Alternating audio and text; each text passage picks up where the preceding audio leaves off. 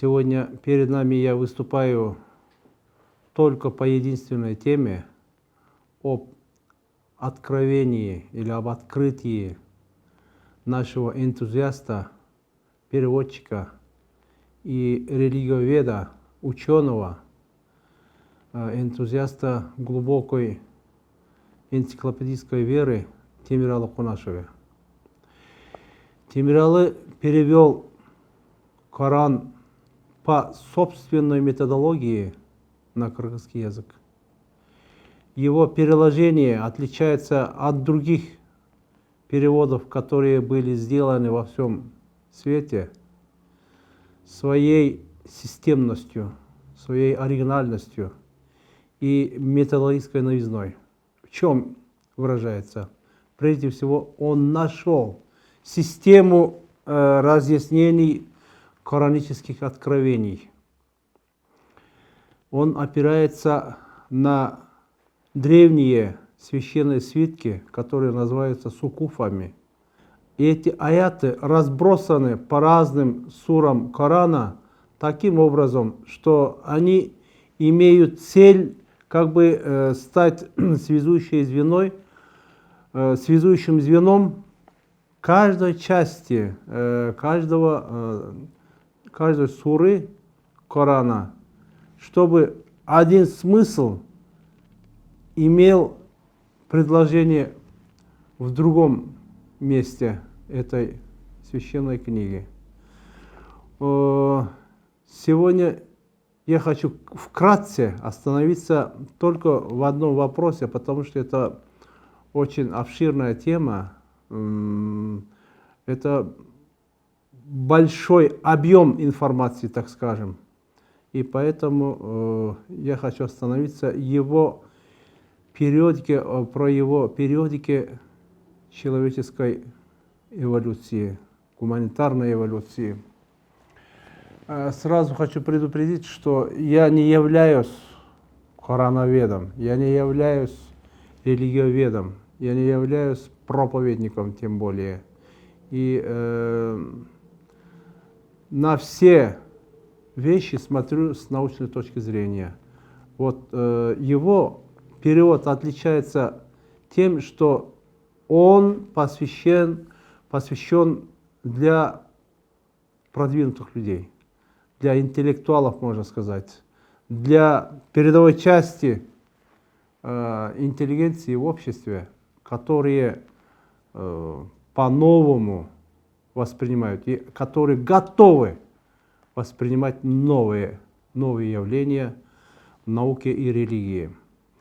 Отличие Темиралы заключается в том, что, скажем, другие переводы чисто религиозные, чисто словесные, слово в слово, смысл в смысл.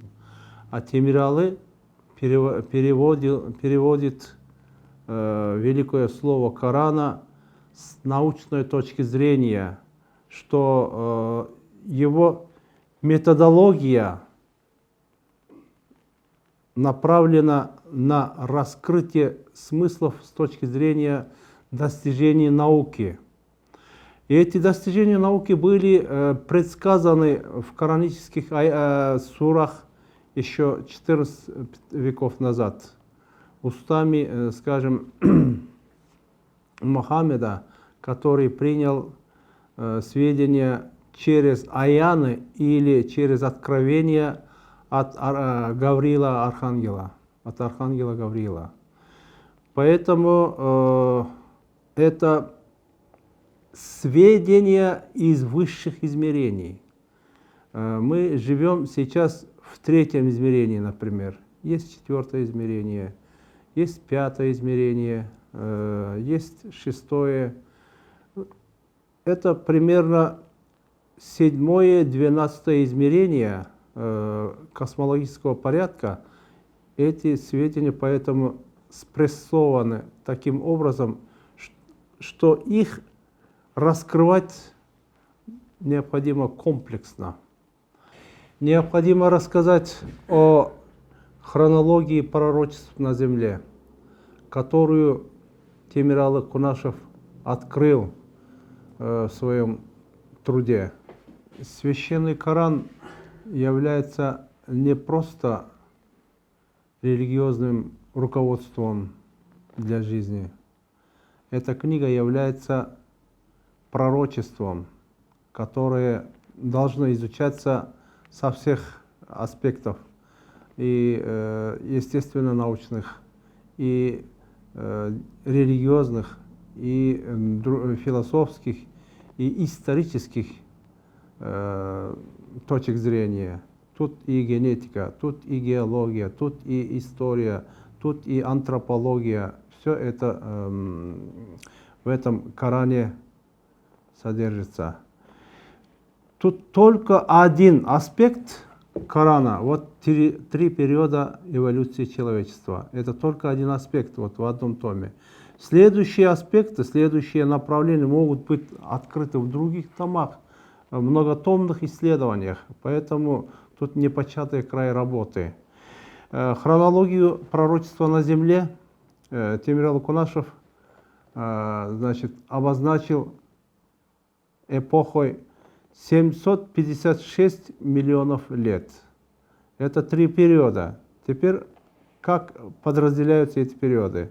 Значит, адамический период, период Адама, первого человека на земле, составляет 342 миллиона лет. Это первые народы, первые расы человечества. Второй период, период Нуха или период Ноя, это 11 миллионов 240 тысяч лет. И родоначальник этого периода, этой расы родоначальником является Ной, пророк Ной. Значит, там были великаны, там были атланты, там были лемуры, там были другие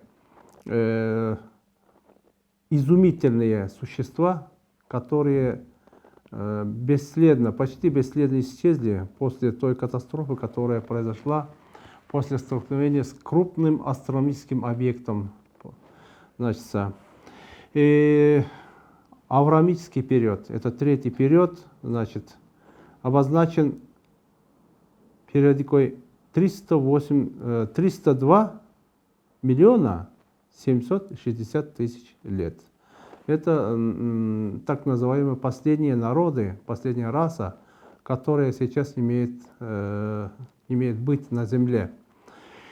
И начало этого периода имеет всего-навсего 5000 лет. Так что до конца, как говорится, до конца света еще дожить 302 миллиона 760 тысяч лет. Что примечательно в этом исследовании, то что, например, сура Хадж, 47-ю суру, просто аят 47 почитаю, они торопят тебя с наказанием, но Аллах не изменит свое обещание. И поистине день у твоего Господа, как 1000 лет из тех, что вы считаете. То есть день начисляется, один день имеет 1000 лет. Вот такая периодичность, вот такая периодика открыта путем той сакральной цифры 19, и каждый раз вот эта система 19 раскрывается все глубже и глубже.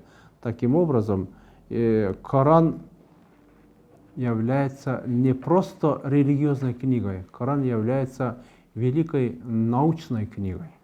И поэтому, чтобы понять суть этой книги, которая дана существами высших измерений, является предметом комплексных научных исследований. В этом особенность, в этом я даже употреблю слово величие, открытие, откровений нашего современника Темиралы Кунашева. Я хочу призвать наших ученых, религиозных деятелей и вообще продвинутую общественность подойти к этому явлению Темиралы Кунашева серьезно и провести какие-то комплексные исследования, провести международные конференции и обсуждать на более глубоком, на более высоком уровне.